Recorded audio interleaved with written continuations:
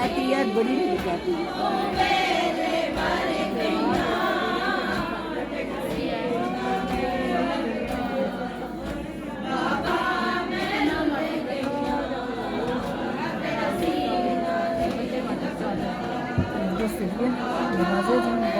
पूरी पर लेके बारी